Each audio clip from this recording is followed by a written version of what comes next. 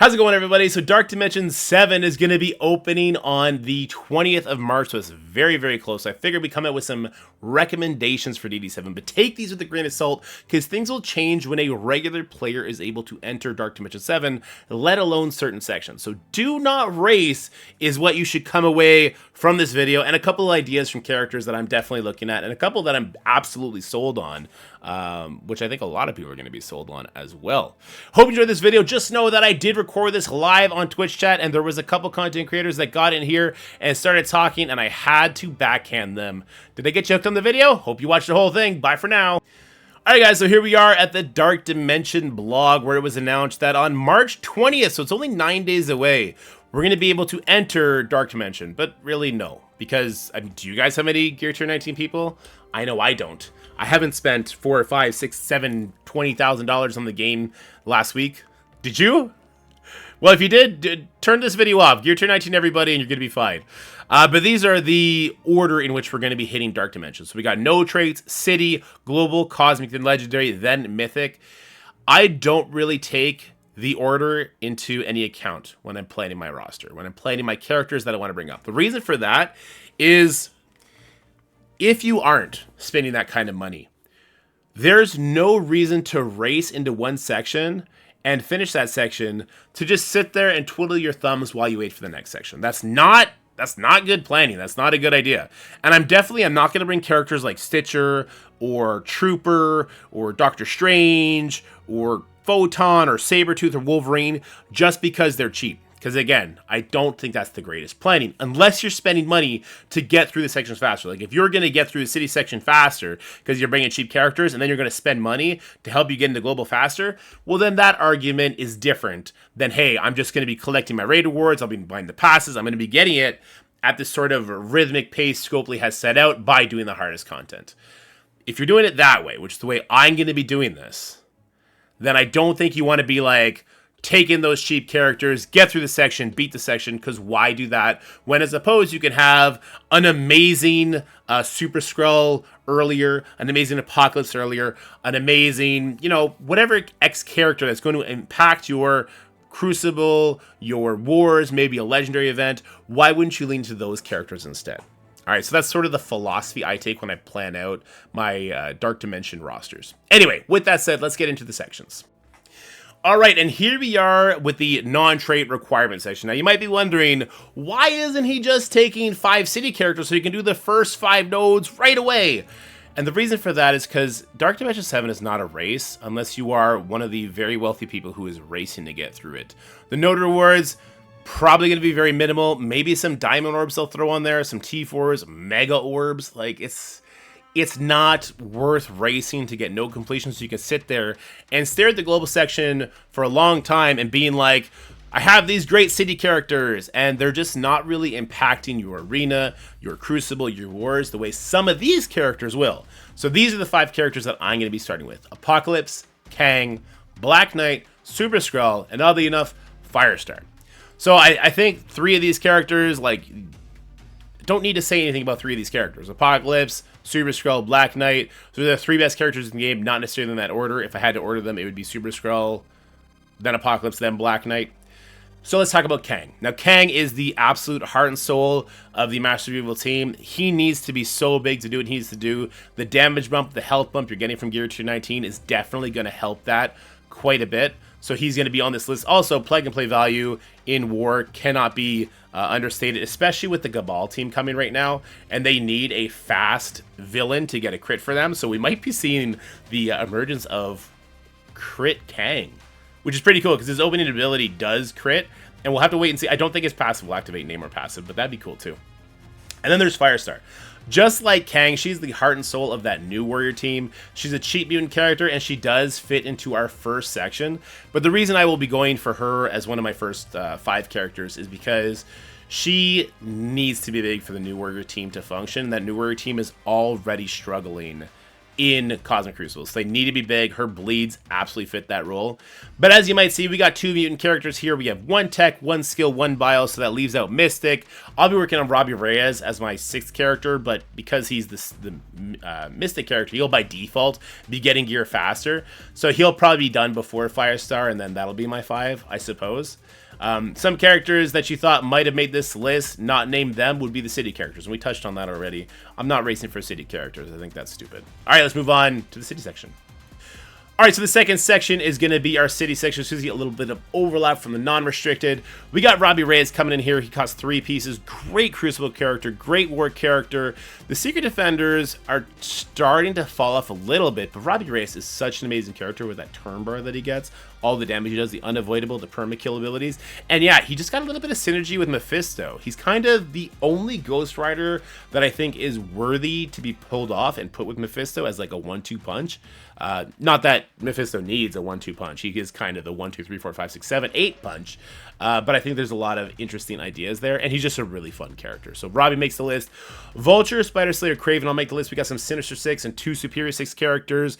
What more can you say about these guys? I use these guys every single war, every single Crucible. Amazing characters. Vulture was the only iffy one, but because he only costs 2 pieces and he has that interesting anti-speed up on spawn mechanic that he could lead into, I thought he would definitely have the value there. Also, and again, I never build for Dark Dimension itself, but in Dark Dimension, there's like going to be 5, 6, 7 characters on the enemy team all the time, right?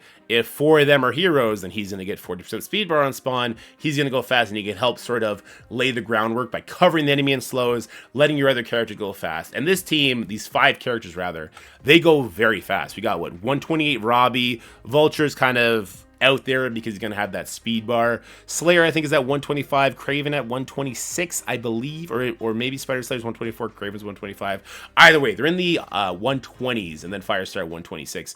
Very fast characters. Speaking of Firestar, I will be bringing Firestar. She is a 2-piece mutant option. I thought that I needed some good mutants. And the fact that she's cheap and mutant really, really helps out. And she is the heart and soul of that new warrior team. If she's not killing people, or at least setting them to die with all her bleeds, they struggle a lot. So that's why Firestar makes this list, and she obviously has a lot of synergy with Ghost Rider. So that's just going to help in the node itself. Now let's talk about uniques. We do have 1 miasma here, so we're going to have a little bit of miasma crunch when we get to the Mythic section. Mythic section.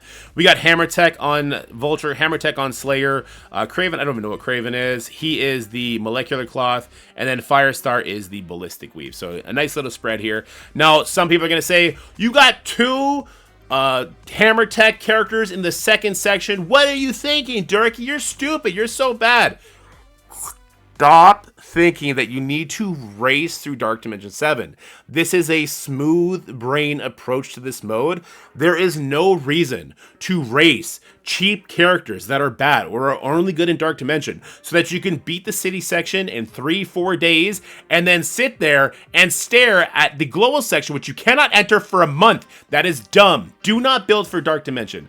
Do not rush characters because their unique is a little bit better when you need to understand Dark Dimension is a 6 to 9 to 12 to 15th month journey for a lot of people. You will have time to collect extra Hammer Tech throughout the store, and it's not like starting the city section a month later than you would have is going to make your Dark Dimension journey take a month longer. That's not right. Okay, so 2 Hammer Tech characters in the first section is perfectly fine. Let's talk about some of the characters we didn't bring. We'll speed this up a little bit. Lizard I didn't bring only because I think Spider Slayer is a better Superior 6 member. Lizard is a 6 member. If a better tech character comes out for a different section, I'll take Slayer out. We'll put Lizard in. Mysterio doesn't quite make the hump there. The Hive Mind characters, I don't think they're going to have the same value they have right now. So if you have a huge Hive Mind team right now, you're using them in Crucible, yeah, they're great, especially with Vulture kind of pairing them up and getting through that Extreme team. That's amazing, right? That's not going to be the case when this season is over. I do think they're still going to lean into Hive Mind rules for probably 1 or maybe 2 more seasons, but even in that time, I won't be starting City yet. And then as soon as that's done, then the Hive Mind becomes kind of a sitting duck team minus Void Knight. So I didn't really care too much for them. And then I'd be overloaded with bio if I wanted to take too many of them, because you need to take a lot of them to get a lot of use out of that Carnage passive, and Carnage and Venom are 5 and 4 cost respectively. Not really feeling that. All right, Spider-Man Big Time, interesting character, but he kind of has this plug-and-play role that I don't think, and he does a lot of damage. I don't think just kind of warrants bringing him. 2099, I did look at very closely because I love that Spider Weaver 2099 1-2 punch, but I just couldn't justify it. Now there is an interesting idea somebody brought up a little bit earlier in the stream about pairing some of these Hive Mind characters with Cabal in the future, namely Red Goblin and Carnage with the Cabal members, because they're two villains and they would get a lot of damage from the offense up and from all the damage Cabal is giving them down the road, and then there'd be a lot of synergy there. I still think I'd rather faster characters with the Cabal members, so I don't think I'll be getting that value from the Hive Mind down the road. All right, let's move on to the next section. All right, the third section is the global section. Now, my top 5 picks right now are going to be Gambit, Black Knight, Namor, Iron Patriot, and Leader. I think these characters are going to give me the most benefit for what I really like in the game. I really like Crucible. I really like War. There was also little oopsies. Archangel said in the blog containing the Cabal team that they're going to be needed for the next legendary character. Will that be true? Don't know. Possibly true. Why else would he have had that kind of queued up to get written? I don't know. So those 3 are very interesting to me. The problem with them is they're a little bit on the slow side, so I actually do worry about the validity of these 5 characters to solo their way through Dark Dimension 7, which is why Black Knight and Gambit were like the 2 best fits for them.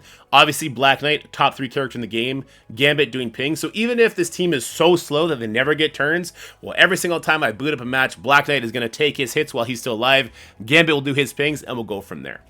The cheapness of these characters is great. We got a mutant, we have a skill character, we have another mutant, and we have a tech and bio character. So I really like the way the mini-uniques are spread out here. The uniques are a little bit questionable because we do have Gambit with Osmium. We're going to have a lot of Osmium on this list.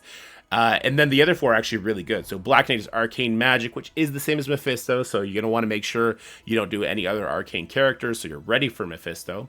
Namor Promethean, Iron Patriot was a Titanium Alloy, and then the Leader was Gamma Radiation. He's going to be the only Gamma Radiation character we take, so uniques are really easy there. Let's talk about the characters I'm not going to take, because I think that's a more interesting conversation. Nightcrawler not coming, just because Gambit is a little bit more oomph in the Crucible and the War department, with him sapping efficiency in Crucible and kind of destroying people in War. And Nightcrawler is also Osmium. If he wasn't Osmium, I'd probably be taking him over Namor if I had to remove somebody. Spider Weaver, I did initially have Spider Weaver here over Namor. We're going to sub her out for now, but her and Nightcrawler will definitely be one of a couple of the first characters to boot up to 19 after we're done the Mephisto journey. Nightcrawler is an amazing character, heart and soul of her team, kind of like what Firestar was in the previous section, but not as needed to pop off. Like, there's going to be other plug-and-play characters with a Spider Weaver team, so that's why she didn't make the list. Quicksilver. Now, Quicksilver is an amazing plug-and-play character, but he kind of has this Silver Surfer Doomsday date on him. So he is a very much kit-based character, like Surfer was. And when Surfer came out, he was this godlike being. Quicksilver's not quite on the same level as Silver Surfer when he came out, but he is as stat-reliant. Now, bringing him into 19 would surely help slow that decay down, but I don't think I want to do that just yet. And the fact that he's Mystic kind of works against him as well. There's definitely an idea with Quicksilver there, but it's one that I'm going to pass on for now.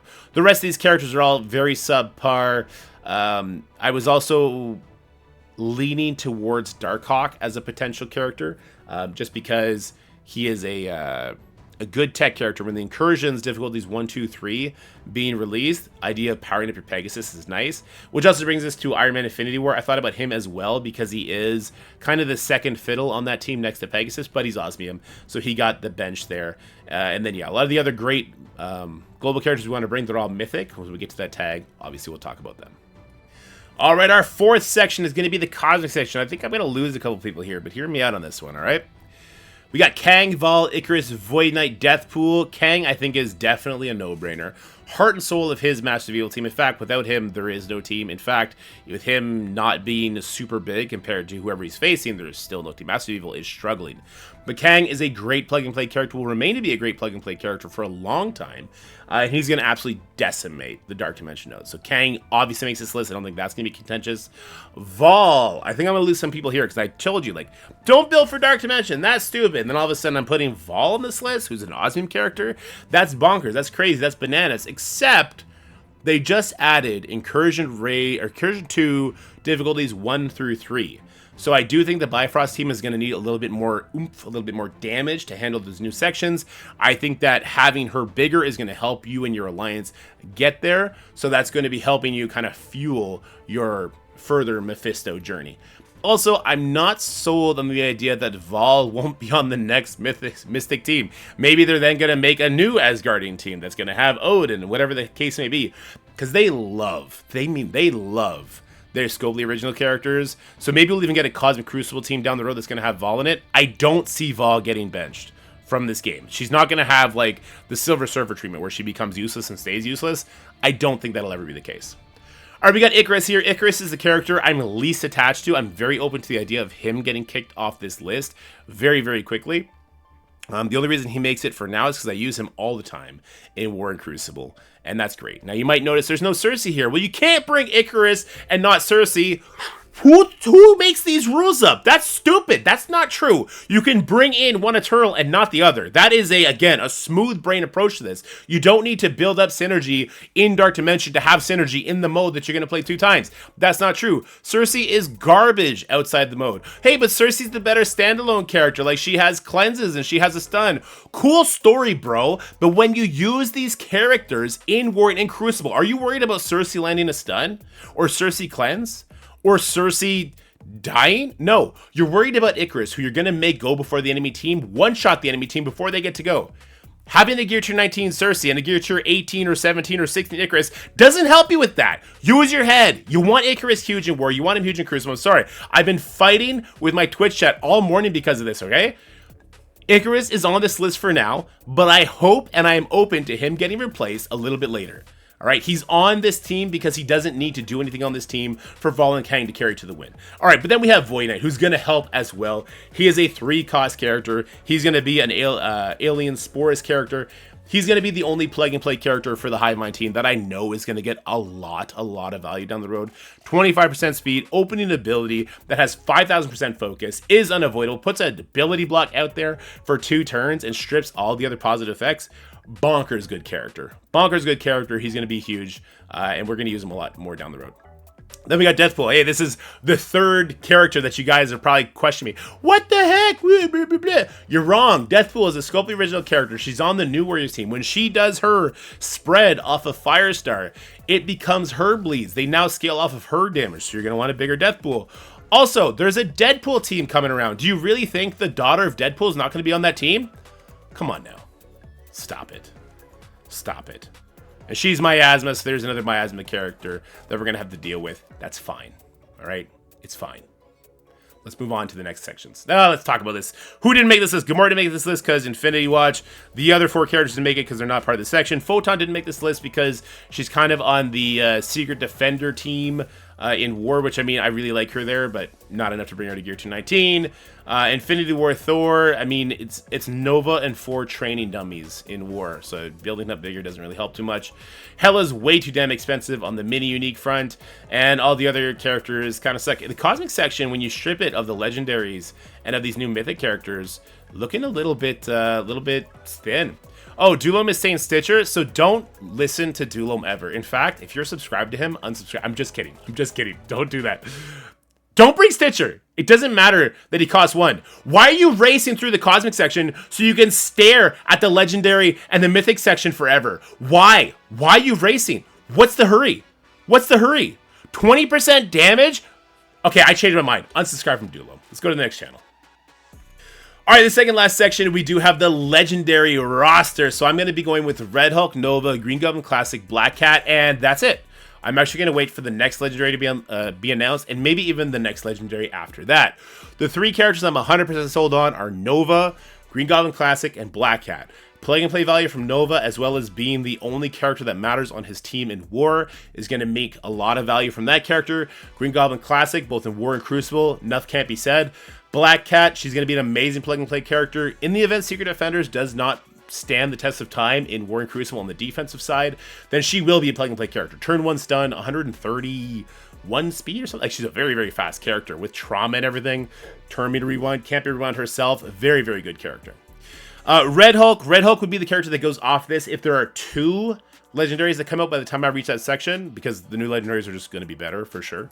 Red Hulk does have a lot of value in war still, and as a plug-and-play character, I'm starting to look at him as a possible Crucible partner for Apocalypse, because he is super fast at 133 speed. He does do turn meter rewind, he does offense downs, and he speeds up your Apocalypse to go faster, landing that devastating ultimate. So I don't think Red Hulk is, he's not out of the game yet, not by a long shot. All right, so why don't you bring Doc Ock? Well, you bring Doc Ock if... Okay.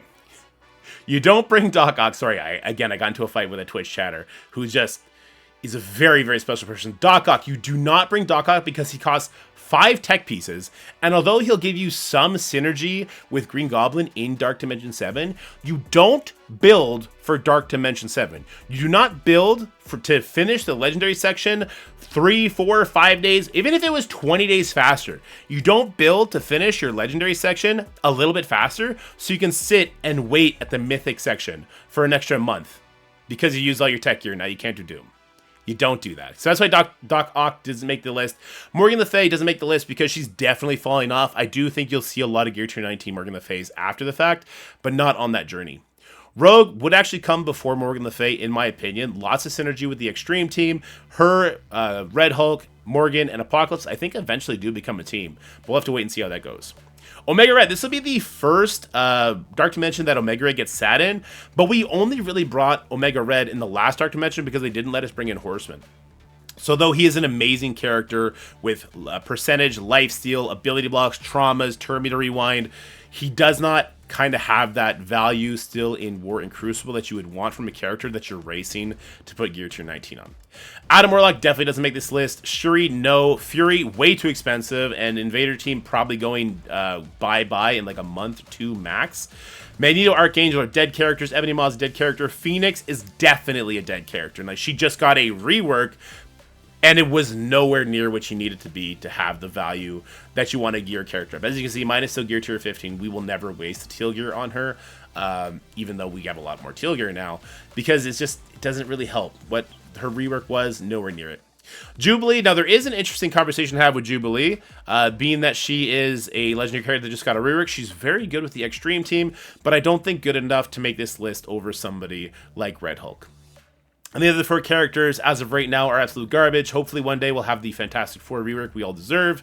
Invisible Woman will be amazing. Like, if we get Franklin Richards, obviously, Thick Mommy needs to be good if Franklin Richards comes to the game, right? So that'd be the case. Black Bolt, an Inhuman rework can come any day now. Iron Man, look, we just got a new Iron Man. Iron Man's not going to get any love anytime soon.